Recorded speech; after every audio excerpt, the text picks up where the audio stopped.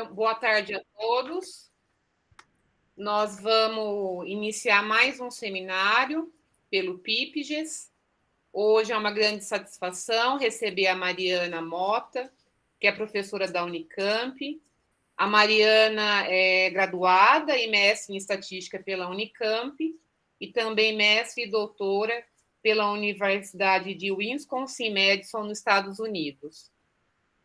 O tema de pesquisa dela geralmente é genética quantitativa e bioestatística. E é com muito prazer, Mariana, que a gente te recebe aqui. Obrigada por ter aceitado o convite. A palavra é sua. Tá ótimo. Obrigada, Daiane. Deixa eu só... eu tenho 1 hora, é isso? Isso. Aí depois a gente tem mais uns 10 minutinhos de dúvida e perguntas no final. Então, acho que 50 minutos, 45 eu consigo falar. Perfeito. Tá? Bom, obrigada, Daiane, pela apresentação. Obrigada pelo convite. Agradeço você, agradeço ao Sandro. E, bom, então eu vou falar de um assunto que eu já falei em alguns... Eu falei na Exalc, já acho que eu falei na RBRAS, enfim... hoje eu trago ele um pouco mais completo, porque ele é um assunto bem extenso, é um artigo que está no Archive, eu vou colocar o link aqui para vocês, quem tiver interesse, e eu só trouxe um pedaço acho que o principal, porque lá no artigo tem muita simulação, que eu não trago nada aqui, mas, assim, a ideia toda vocês vão conseguir entender, e eu trouxe 2 aplicações. Então, esse trabalho é um trabalho conjunto com a professora Nancy Garcia, que é uma professora do Departamento de Estatística também da Unicamp. É um trabalho onde, no meio do trabalho, no meio do caminho, a gente precisou muito da expertise do professor Hélio Migon, da UFRJ, em termos de priori, em termos de estimação de posteriori.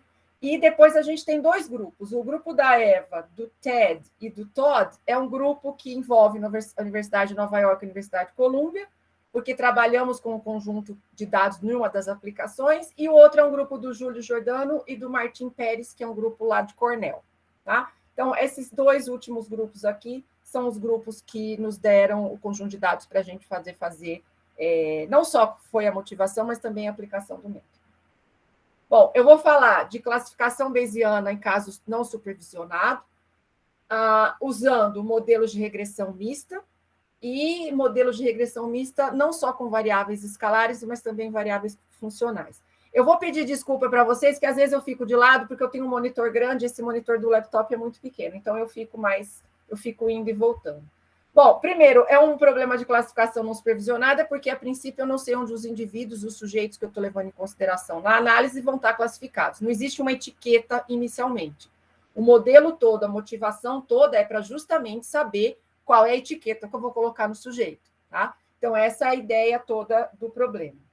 Então, o que a gente quer fazer? Eu tenho uma quantidade de sujeitos, cada um desses sujeitos vai ter uma variável resposta escalar, e esses sujeitos, além de covariáveis escalares, eles também têm funções como covariáveis. E a gente quer, diferente dos modelos tradicionais de análise funcional, a gente não quer modelar a média. Tá? A gente não está interessado em modelar a média, a gente quer, ao contrário, modelar a probabilidade de classificação. Então, quando a gente fala em probabilidade de classificação aqui, a gente já pensa em termos de modelagem e modelos de mistura.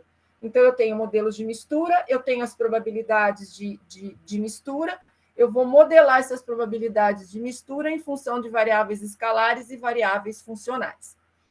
E é isso que a gente basicamente fez. Depois vem as tecnicalidades, que é o desdobramento de como fazer isso, que eu vou mostrar nos próximos slides. Como eu falei para vocês, esse material está disponível no Archive. O título, se eu não me engano, eu coloquei exatamente o título do artigo, como o título da apresentação, ou se não, é uma variação muito pequena, mas vai ser encontrado basicamente por essas palavras. Tá? Então, quem tiver interesse no trabalho completo está lá. É um trabalho que está sob revisão final, então a gente está terminando a revisão e em breve a gente vai submeter, quem sabe, se é aceito finalmente. Bom, a tecnicalidade eu vou demonstrar aqui. Então, o que a gente tem? A gente tem N sujeitos, os sujeitos são considerados independentes. Para cada sujeito, eu olho a resposta do sujeito, que é uma variável escalar, tá? Então, não é funcional, a resposta aqui não é funcional, ela é escalar.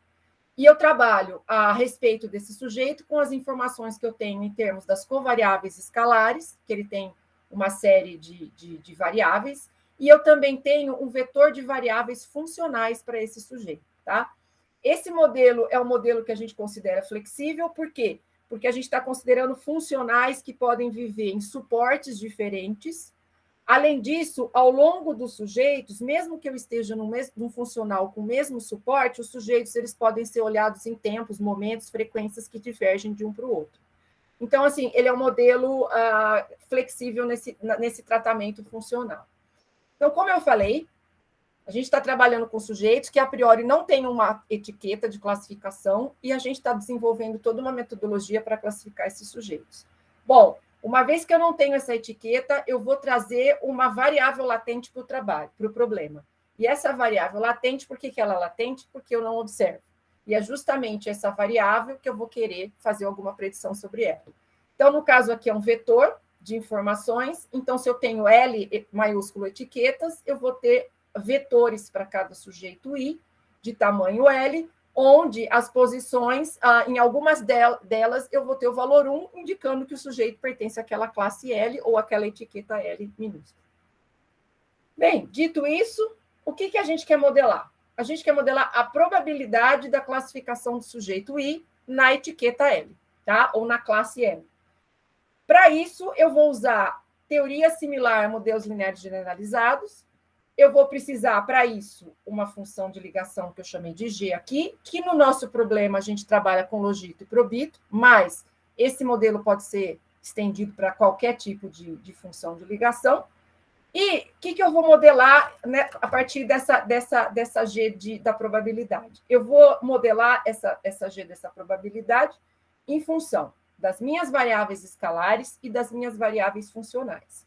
Mas veja, eu não vou modelar essa função da probabilidade para cada ponto da funcional. Não, eu vou modelar através de um resumo da funcional. Então, eu tenho uma função f bivariada, que ela é função dessa funcional e do suporte dela, indexada por uma série de parâmetros que eu chamei φ, e eu vou tomar a área sobre essa função desse funcional. Então, eu vou resumir a informação funcional através dessa integral. Para isso, como eu tenho J maiúsculos funcionais que eu quero levar em consideração no modelo, eu vou entrar com a informação deles de forma linear, por isso que eu só coloquei o somatório aqui, tá? Poderia talvez ter interação, esse tipo de coisa, mas a gente, por enquanto, só considerou essa forma aditiva do funcional. Então, essa é a técnica que nós vamos levar em consideração. Agora, eu tenho a problemática de quem é essa F do funcional, tá? E a gente trata essa F do funcional de duas formas. Uma forma não linear, que nesse momento, hoje, eu não trouxe o resultado, mas está no artigo, e uma forma linear, tá? Essa forma linear, basicamente, o que eu vou ter? Para cada ponto T, eu vou ter uma função, né? E para cada funcional J, dentro da classe que eu estou classificando para um ponto fixo T, eu vou, na verdade, modelar e querer estimar essa função que eu chamo de função peso. Tá? Similarmente, é a mesma ideia de variável escalar. Eu tenho um parâmetro, por exemplo, um parâmetro beta, que multiplica uma covariável, uma variável escalar, onde beta ele me faz o quê? Ele me dá o efeito daquela variável na minha regressão. Só que aqui, ao invés desse efeito ele ser escalar, ele vai ser outro funcional, tá? Só que, veja, nós não observamos esse funcional. Então, a gente tem que estimar, tem que dar uma cara para ele de alguma forma. Então, uma forma de fazer isso, a gente expande esse peso, que eu vou chamar de peso funcional, no caso da F ser linear, através de expansão por bases de B-splines cúbicos. Então, eu consigo também, com isso, reduzir o espaço, né? Meu espaço paramétrico. Então, agora, eu vou pegar essa função e vou reduzir através dessa combinação linear das minhas bases com certos coeficientes, que, nesse caso, é o que eu quero estimar, tá? A gente, por exemplo, a gente tem 14, numa das aplicações, a gente tem 14 funcionais, a gente pode, por exemplo, para cada funcional, expandir com uma certa quantidade de bases. O foco do trabalho não é escolher esse número de bases, embora a gente tenha feito um estudo preliminar, mas não foi o foco do trabalho. Mas a gente conseguiu, com certo número de bases, reduzir o espaço de dimensão e ter boas estimativas. Então, veja, essas bases, elas são conhecidas. O que nos resta agora é o que vira aqui não conhecido, eu trabalhar, ao invés de estimar a curva inteira né? De alguma forma, eu faço por essa expansão. E essa expansão, que é uma combinação linear, eu preciso estimar esses coeficientes. Tá? Bem, dito isso, e substituindo essa relação linear através da substituição dessa função peso por essa expansão em B-splines nessa equação, tá? Agora eu vou ter um somatório na quantidade de funcionais que eu tenho no problema, de uma integral de um outro somatório, no caso, o somatório da expansão por B-splines, tá? Que multiplica o meu funcional per se. Então, feito isso, é que eu já coloquei o resultado final, mas trabalhando a álgebra, no final do dia eu ganho uma regressão linear do jeito que a gente está acostumado, tá? Então, agora eu transformei tudo numa regressão linear x-beta. Então, por exemplo, eu posso separar esse x-beta em x1 beta 1 e x2 beta 2. Então, por exemplo, eu vou ter uma matriz, ou no caso, um vetor de desenho associado aos vetores de parâmetros das variáveis escalares, e eu vou ter uma matriz de desenho agora associado a um vetor, onde essa matriz de desenho está associada ao vetor dos meus coeficientes da minha combinação linear na expansão por splines cúbicos. E esse R nada mais é do que essa integral. Aqui, essa integral é um desafio, mas a gente, no nosso problema de forma prática, a gente aproximou essa integral com o somatório nos pontos T, onde eu faço a observação dos pontos da minha funcional, tá?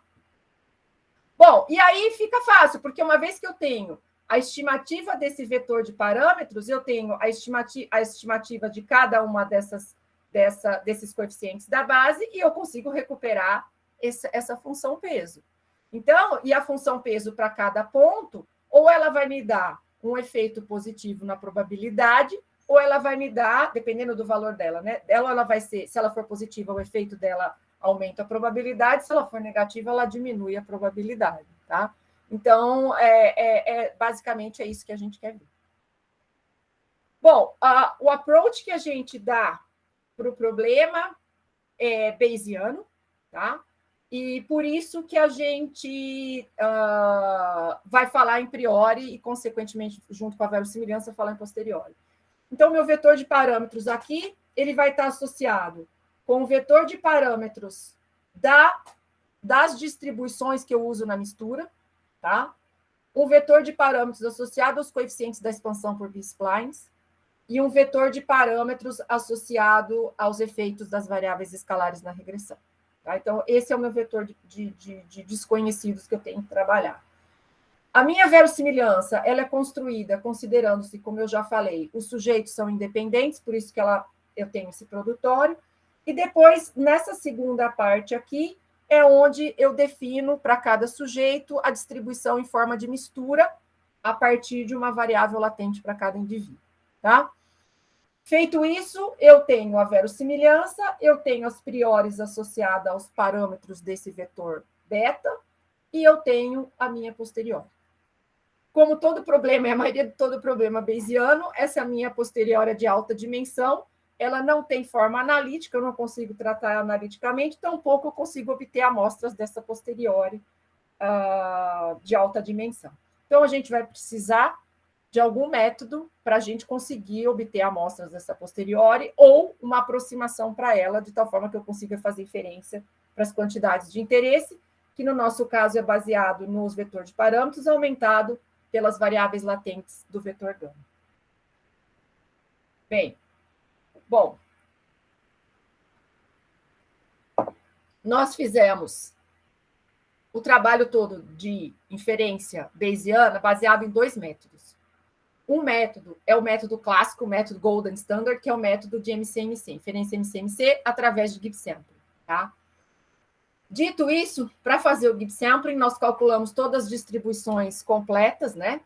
As condicionais completas, e a partir das condicionais completas, a gente tem aquele método clássico do Gibbs sampling, e a gente criou as cadeias de Markov, foi andando com as cadeias de Markov, a partir de um critério a gente supôs que a gente já tinha obtido a convergência, e a partir dali a gente amostra dessas cadeias para ganhar as posteriores. Só que isso daí estava sendo muito custoso para a gente, muito trabalhoso no sentido de tempo. Aí, o que aconteceu? Aí o professor Hélio Migon estava passando um tempo na Unicamp, eu já estava tendo problema com o cálculo de algumas condicionais completas para os parâmetros da combinação linear das bases de splines, eu não estava conseguindo, estava muito complicado obter era fácil fazer a conta, mas na hora de eu programar estava muito complicado. Aí eu fui falar com ele, ele me deu uma ideia de priori, e aí, fora isso, eu falei do tempo computacional, que estava muito custoso, e ele que me ensinou, me deu a dica do método novo que está sendo usado, que é, pelo menos nos últimos, sei lá, 5, 6 anos, inferência variacional. E aí eu me interessei muito pelo método. O método MCMC ainda é o método do padrão ouro, mas eu falei, bom, se eu conseguir pelo menos usar esse método de inferência variacional para ganhar estimativas iniciais para o método bayesiano, já vai me salvar um monte de tempo. E eu queria também comparar, eu fiquei curiosa, eu falei, bom, eu quero comparar agora os resultados. Então, basicamente, o que é esse método de inferência variacional? Primeiro, o método de Gibbs sampling, como o próprio nome diz, é o método que a gente faz a amostragem. O método de inferência variacional é o método de otimização, tá? Então, a gente consegue que ele seja mais rápido também por causa disso. Não é um método de amostragem. Eu trouxe até a referência aqui, que foi a referência que eu usei para aprender sobre o artigo e implementar no nosso problema. Bom, então, o que esse método faz? Basicamente, ele vai tentar encontrar uma aproximação para posteriori, tá? Essa aproximação, ele vai procurar no que ele chama de uma família variacional de distribuições. Então, ele procura uma distribuição nessa família, que eu chamei de Q aqui, para aproximar a minha distribuição a posteriori, certo? Fora isso, o que ele quer? Ele quer, a partir dessas distribuições, né, dentro dessa família variacional, ele quer aquela que minimize a distância, que ele usa uma métrica, a métrica Kullback-Leibler, para saber, olha, quanto que diverge a minha posteriori daquela que eu coloco como surrogate, como uma aproximação para a minha posteriori, tá? Então, esse é a medida de discrepância que é usada nesse método, tá? E aí, por que ela é uma medida interessante, eu acho? Por que não usar os outros? Porque, veja, a posteriori a gente nunca conhece, né? A posteriori, ela depende da marginal com respeito aos parâmetros, ou seja, ela quer a marginal de y, ou seja, eu tenho que integrar, imagina, num espaço de dimensão gigante, eu teria que integrar a distribuição para ganhar a marginal.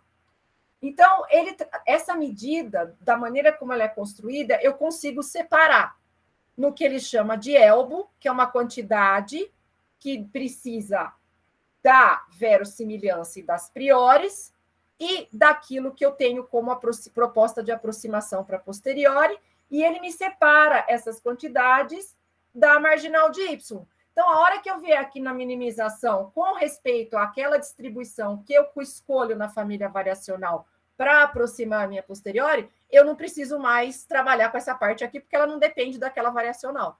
E isso ajuda muito.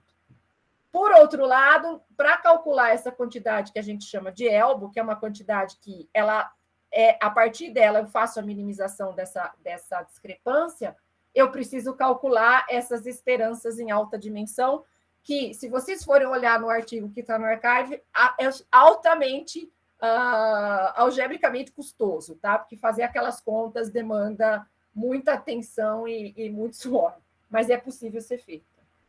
Bom, aí o problema no Bayes variacional é quem que eu escolho, né? Como essa aqui. E, no nosso caso, nós escolhemos uma família variacional que chama Minfield. E, basicamente, o que é? Eu consigo pegar essa aproximação que eu estou propondo para posteriori e quebrar em blocos, tá? E quebrar em blocos independentes, de alguma forma. E aí, eu quebrando nesses blocos, eu consigo trabalhar de forma mais fácil para poder fazer essa aproximação.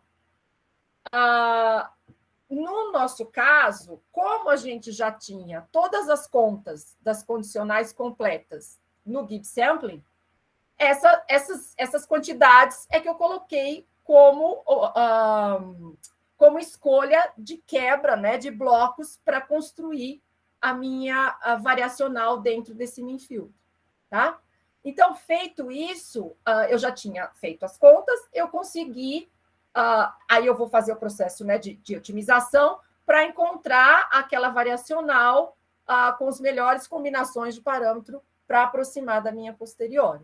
Isso aqui é feito, essa sistemática toda é feito no que eles chamam de coordenada ascendente de inferência variacional, basicamente assim, gente, se a gente tem dois parâmetros de interesse, por exemplo, mi e sigma, a gente tem mi na horizontal, então eu tento encontrar o melhor lugar para ele naquela região, fixo, aí eu vou tentar encontrar, otimizar a melhor lugar para outro parâmetro na vertical, e eu vou trabalhando com isso até que eu consiga me aproximar da melhor maneira possível da minha posterior.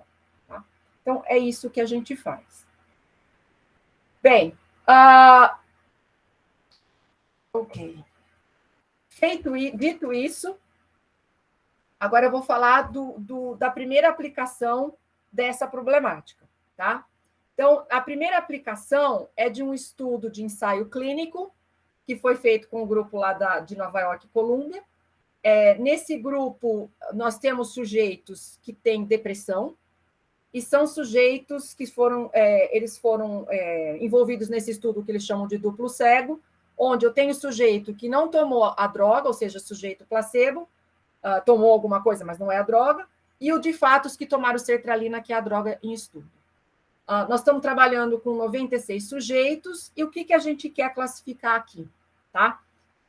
É o seguinte, esse estudo, nós temos interesse em encontrar aqueles sujeitos que, depois de uma semana, a partir do momento que começa o estudo, são sujeitos que eles tiveram alguma melhora em relação à depressão.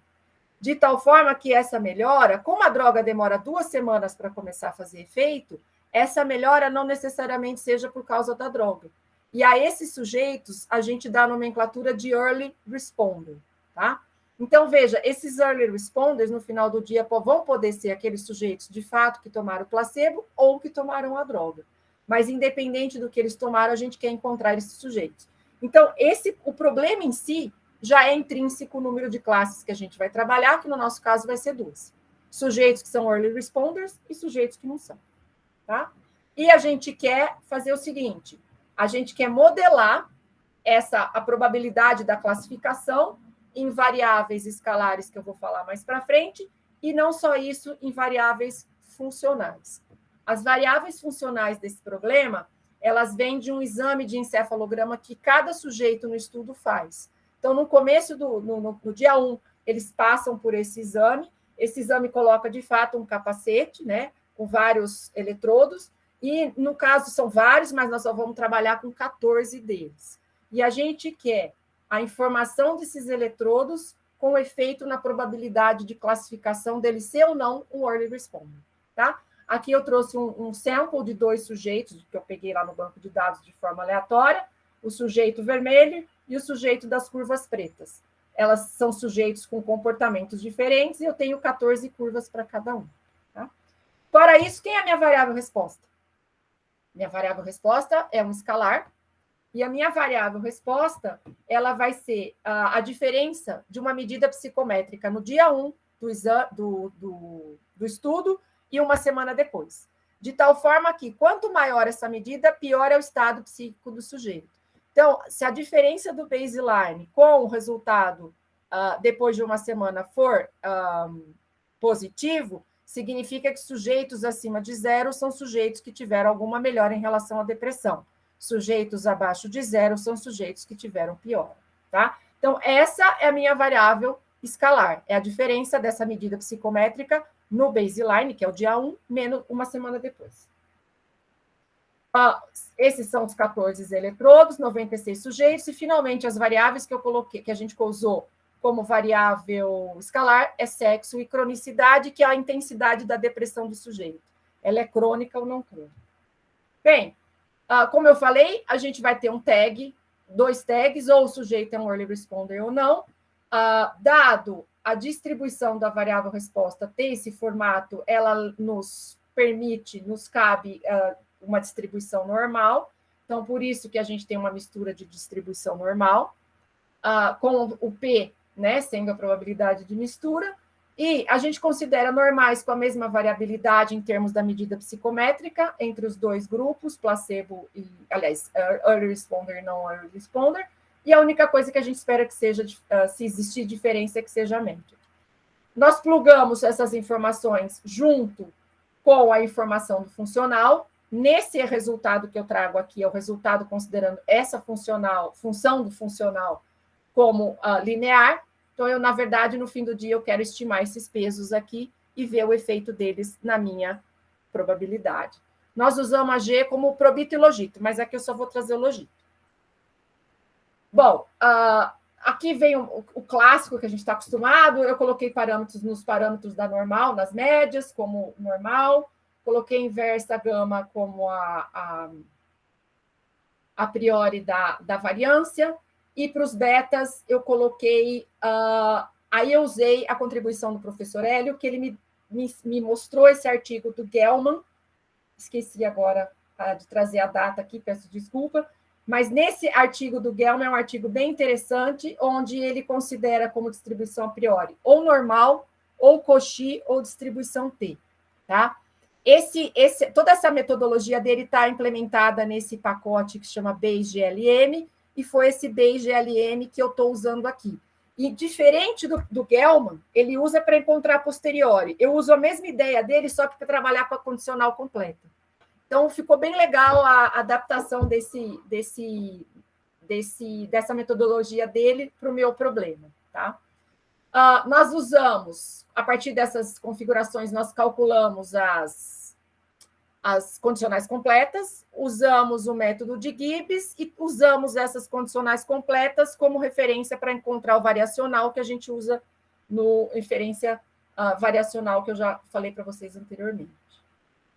Bem, aqui eu trouxe uns resultados, mas, assim, basicamente, é só para mostrar que, colocando distribuição a priori para os parâmetros das variáveis escalares e para os parâmetros da combinação da expansão por B-splines, nós obtivemos valores muito próximos a posteriori, usando o MCMC, para essas quantidades aqui, assim como para os parâmetros da distribuição de mistura. Tá? E no artigo a gente explica por quê. No final do dia, a gente acabou ficando com a distribuição normal, com priori normal, desculpa, para esses parâmetros e os parâmetros da combinação linear da expansão. Então, e com o modelo logito, tá? E no caso do funcional do peso funcional ser linear.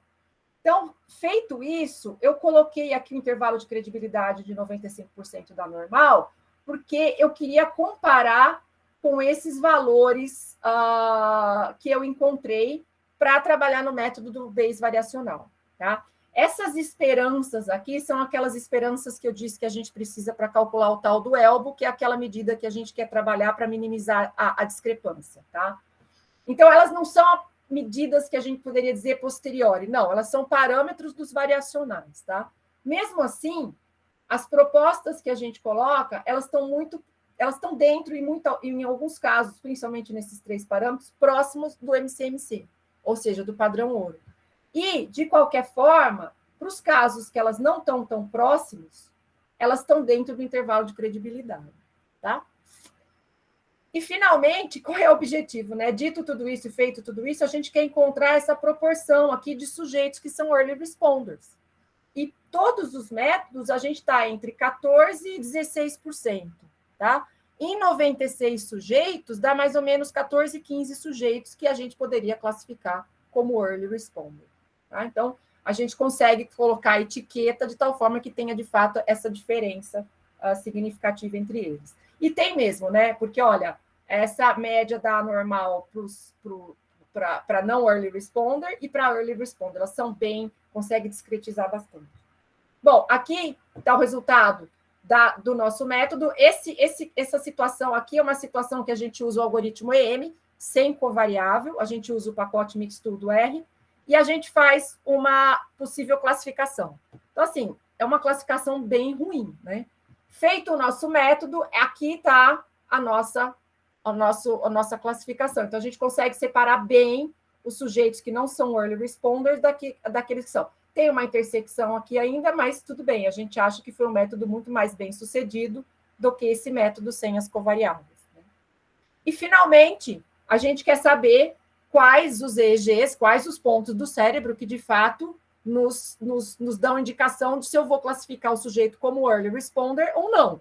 O médico quer pegar lá, a hora que vem um novo paciente, olhar os EEGs dele e falar, olha, esse cara, né, dado que essas curvas são as curvas peso, ele vai olhar, ele vai falar, olha, esse sujeito, dado esse peso, ele tem grande chance de ser um early responder, se eu olho, por exemplo, na faixa dos 20 aos 45 da frequência.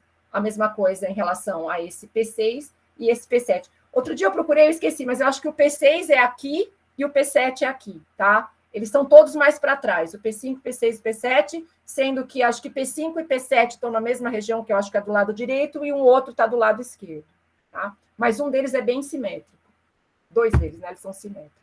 Então, é isso que a gente queria fazer, ou seja, nós estimamos, né, os parâmetros da combinação linear da expansão, consequentemente, eu consigo estimar a curva peso, e aí eu consigo decidir qual que é a região, né, que me dá a ideia se eu vou aumentar a probabilidade ou diminuir a probabilidade de estar naquela classe de interesse. Bem, essa foi a primeira aplicação. E agora a gente traz a segunda aplicação do método, que é para um conjunto de dados do grupo de Cornell. O grupo de Cornell, eles têm dados sobre produção de vaca leiteira. Eu não sei se vocês estão familiarizados com produção de vaca leiteira, mas, assim, a grande questão nessa produção de vaca leiteira é saber se a vaca, o quanto e se a vaca fica doente, porque uma vez que eu tenho uma vaca comprometida, né, de saúde, eles têm que retirar essa vaca, né, e não usar a produção de leite dela para considerar, não usar o leite dela, né, na sua produção e, consequentemente, se não usa, ela tem vaca, dependendo do tipo de vaca, que produz 40 litros de leite por dia, e você perde muito dinheiro. Né? Então, o produtor não quer perder dinheiro, ele quer vaca saudável. Né? Então, essa é a ideia. Eu gostaria de classificar as vacas como, olha, essa de fato não vai ficar doente, ou essa tem pouca chance, ou essa tem grande chance.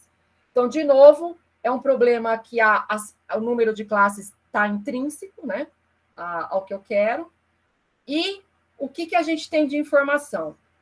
Hoje em dia, eu não sei se vocês também sabem, mas, assim, a gente tem cada vez mais, né, tem tido destaque o que eles chamam de agricultura... Não é funcional a palavra, agora eu esqueci, mas, assim, é uma agricultura, tanto uma agricultura quanto uma pecuária, que você tem informação de tudo. Então, por exemplo, o que eles fazem com o animal lá nesse conjunto de dados? Eles colocam um sensor no animal todo. Então, o animal tem sensor, tem um colar, onde ele tem esse sensor, nos dá a ideia se ele se mexeu, se ele ficou parado, se ele ficou deitado, se ele levantou a cabeça, se ele abaixou, se ele está ruminando, se ele não está ruminando. Fora isso, dentro do corpo do animal também tem vários sensores para medir temperatura, para medir várias funções biológicas, né, do animal. Então, esse conjunto de dados é um conjunto de dados que a gente vai trabalhar aqui, e, em particular, nós vamos trabalhar com 4 variáveis funcionais. São 258 animais que a gente obtém informação dos primeiros 40 dias depois que esse animal, que no caso é a vaca, teve a sua aparição. E quem é a minha variável resposta? É o número ou a frequência de dias que a vaca ficou doente. Para isso, a gente tem 4 variáveis funcionais, onde o meu suporte é de 1 a 30, que são os 30 dias. Tá? Ok, e eu tenho a medida de atividade, tá? É uma curva que representa a atividade, que é o número de passos que o sujeito dá, né, o animal, em 24, dividido em média nessas 24 horas, o número de vezes que ele descansou, imagino, volts, eu acho que é isso, o número de vezes, o número médio que ele descansou e o total que ele descansou por dia. Fora isso, eu tenho os covariáveis funcionais, que tem a ver com a idade, lactação anterior, se ficou doente na lactação anterior e quantas vezes ficou doente, caso tenha ficado. Então, eu caio na mesma configuração inicial, que é uma variável escalar, que vai ser medida a partir de covariáveis escalares e covariáveis funcionais, tá? E aí, quais são as classes que eu estou trabalhando? Eu estou trabalhando com zero puro, que seria a vaca nunca fica doente, a ideia de modelo de zero inflacionário, tá? Então, aqui eu tenho muito zero nesse conjunto de dados, mais do que eu esperaria sobre uma poação de distribuição de poação clássica. E, para quando o sujeito tem a chance de ficar doente ou não, de forma aleatória, nós colocamos uma mistura de poisson. Então, ou ele fica doente com baixa intensidade, ou ele fica doente com alta intensidade. Então, ou ele não fica doente de jeito nenhum, ou se fica, é de baixa intensidade ou de alta intensidade. Bem, diferente do modelo anterior, né, da aplicação anterior, agora eu tenho três etiquetas, né? E eu vou escrever de novo o meu modelo da forma que a gente propõe a metodologia. Eu trouxe o resultado, também só para quando essa F é linear, tá? Eu estou usando logito e probito, mas eu só trouxe o resultado para o logito. E a minha densidade para cada sujeito I é escrita como uma mistura, né? Então, aqui eu tenho a parte inflacionada em zero, aqui a parte que é escrita como uma mistura de duas poações, uma com baixa intensidade e a outra que a gente vai dizer que seria alta intensidade. Eu quero modelar as probabilidades em função daqueles funcionais, dos 4 funcionais, e em função das minhas variáveis escalares. A minha verossimilhança, os sujeitos são considerados independentes, e usando as minhas variáveis latentes, eu consigo escrever a minha mistura. Então, agora eu tenho a verossimilhança completa, que é aquela que usa os dados que de fato eu observo e aquilo que eu não observo. E aqui também, a gente trouxe um resultado que é para comparar o resultado do variacional com o MCMC, são muito próximos, e trouxe os quantis das distribuições a posteriori dos parâmetros da Poisson, indicando mais uma vez que o resultado do variacional está dentro e bem próximo, no caso aqui, do quantil 50%. Ou seja, é um método que a aproximação ainda é muito boa. Aqui a gente tem alguns resultados, as posteriores, né, dos parâmetros da Poisson, do intercepto, né? Aqui tem a ver com as variáveis escalares. E, finalmente, aqui a gente tem com as variáveis funcionais, né? Então, eu tenho os pesos de cada um dos funcionais, né? E aqui, por exemplo, para as vacas de baixa intensidade, eu tenho um peso estimado que pode ser diferente do peso estimado das vacas de alta intensidade. Então, por exemplo, o que acontece entre o 10º e o 20º, quase 25º dia, para essa variável funcional, vai ter um peso positivo na minha probabilidade do sujeito ser classificado como baixa intensidade. Alta intensidade é como se os funcionais, tirando esse último aqui, né, um pouquinho aqui, esse aqui um pouquinho, aqui no começo, não é tão discrepante, assim, não é tão visível, né, a contribuição do funcional como é para vacas que estão classificadas com baixa intensidade. Bem, são essas as duas aplicações, e, finalmente, eu fazendo, né, um fechamento do método, eu dizia que esse é um método não paramétrico, né, que é usado para a gente expandir, né, a gente usa o método não paramétrico para expandir essas funções W, no caso linear, ou F, no caso não linear, através de bases de splines. Isso é uma forma de reduzir nossa dimensão do problema, muito grande. A gente consegue ajustar regressões lineares e não lineares. A gente tem um método flexível também em relação à função de ligação, em relação às distribuições de mistura, e em relação à natureza dos funcionais, que eles não precisam estar no mesmo suporte, e tampouco, estando no mesmo suporte, os sujeitos têm que ter os seus pontos de observação no mesmo lugar.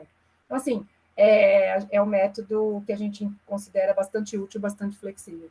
Fora isso, a gente está trazendo comparação de 2 approaches, que eu acho que é de grande contribuição para a literatura. Bom, é isso. Obrigada. Obrigada, Mariana, pela apresentação. É um assunto super interessante, você também é muito didática. Parabéns. Obrigada. Eu falei muito rápido, eu tenho a tendência a falar muito rápido. 45 minutos, cravado, como você imaginou. Agora a gente, então, Obrigada, abre para perguntas e dúvidas. Alguém quer falar alguma coisa? Alguma dúvida? Eu teria Vai lá, duas perguntinhas. Obrigado, Mariana, pelo excelente trabalho, pela excelente apresentação. Obrigada. Gostei muito. E uma dúvida ingênua, que é o seguinte: quando você considera a área dos funcionais, usando aquela integral, etc., você não perde a característica do funcional? Assim, no primeiro exemplo, você falou do encefalograma, talvez não traga muito problema. Mas no caso das vacas, em que você tem os sensores dentro das vacas, e aí o comportamento dessas funções no tempo pode dizer muito a respeito das condições de saúde desses bovinos. Então, por exemplo, se a função está crescendo, se a função está decrescendo, etc. E aí, quando você substitui isso pela área, isso não causa algum tipo de impacto na sua resposta? Carlos, essa é a primeira, deixa eu já enfiar a segunda. Tá bom. A segunda é por aí também, que é com relação a esta relação linear. Também não tem um impacto o fato de você usar na F uma relação linear com funcional? E se fosse uma outra relação, mudaria todo o resultado ou não? Quer dizer... Uhum. Ó, a primeira pergunta, eu concordo com você. Só que, assim, a gente tem, né, uma variável escalar. Então, de alguma forma, eu preciso achar um jeito de tirar essa coisa do funcional para poder entrar ali. E aí, essa forma de reduzir, talvez seja assim, talvez ela mascare certas relações, como você falou. E nós não testamos outras maneiras de entrar com a informação do funcional sem ser essa da forma da integral. A gente usou o artigo da Staico e ficamos com essa.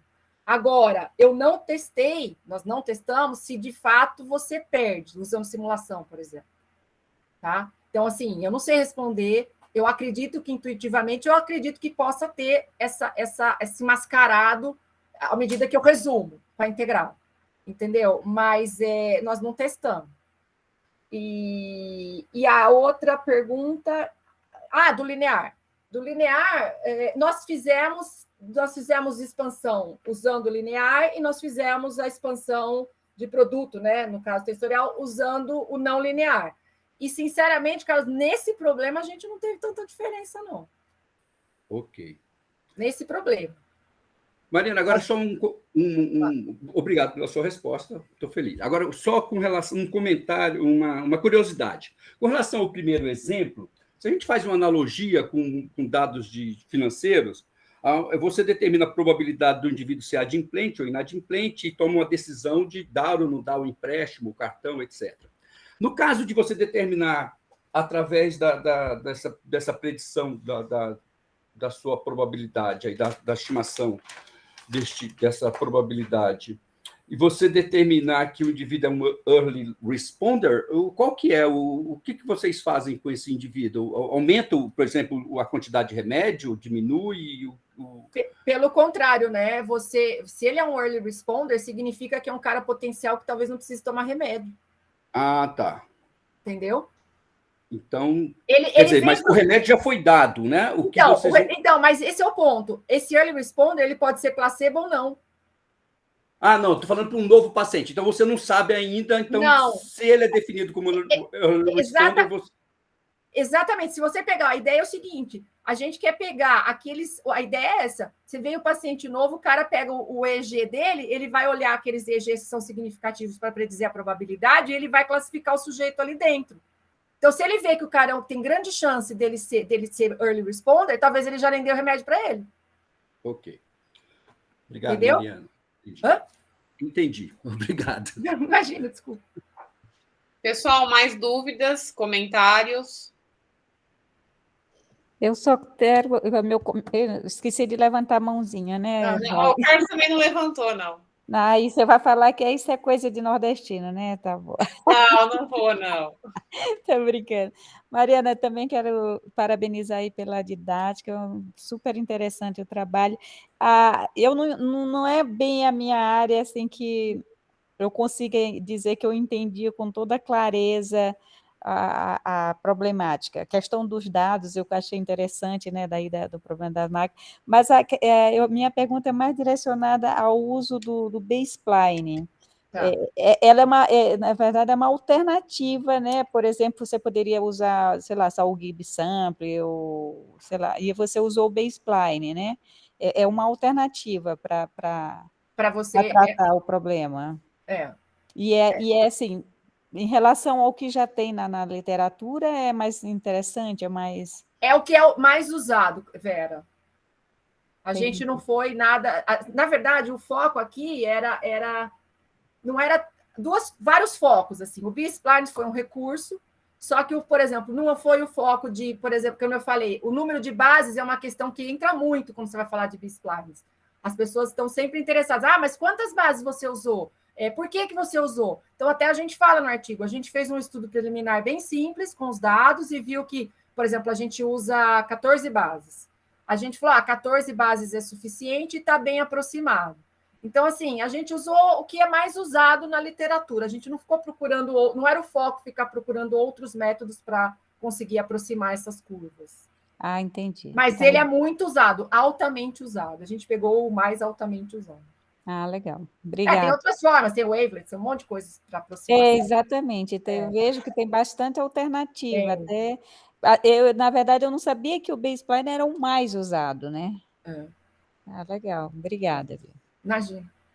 Marina, até emendando um pouco nisso que você comentou, assim, o sucesso mesmo do splines e tal, ele é muito dependente do número de nós e a posição dos nós. Também. Escolhe. Vocês, de fato, não trabalharam com o spline em si, né? Fizeram a integral e tudo isso. Isso. Mas como que vocês definiram isso? Foi também uma análise simples? Foi simples e foi ad hoc, Daiane. Olhou para as curvinhas e falou: acho que se a gente pôr esses pontos aqui, acho que vai funcionar. Foi. A gente fala isso no artigo. A gente fala, olha, não era o foco, mas a gente fez sim, porque tem que fazer, né? Mas foi muito ad hoc, foi muito assim, esse aqui funcionou, beleza, vamos por aí. Entendeu? Perfeito, obrigada. Pessoal, tem mais dúvidas, perguntas? Não? Aqui, Mariana, como a gente está no virtual, quando a pessoa termina a apresentação e tal, a gente pede para todo mundo abrir os microfones e aplaudir o nosso palestrante. Obrigada. Então, chegou a hora, pessoal. Vamos abrir o microfone.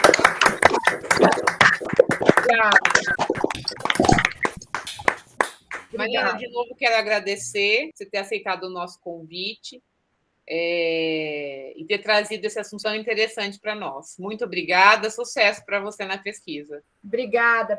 Espero que na próxima eu consiga ir presencial. Com certeza. Com certeza. Você vai ter várias outras oportunidades, sim. Legal. E nos vemos em Londrina, tá? Muito legal, Vera. Muito bom, obrigada. Obrigada, Mariana. Só quero reforçar com os alunos do PIPGES que na semana que vem a gente não tem nada, né? Na sexta é feriado.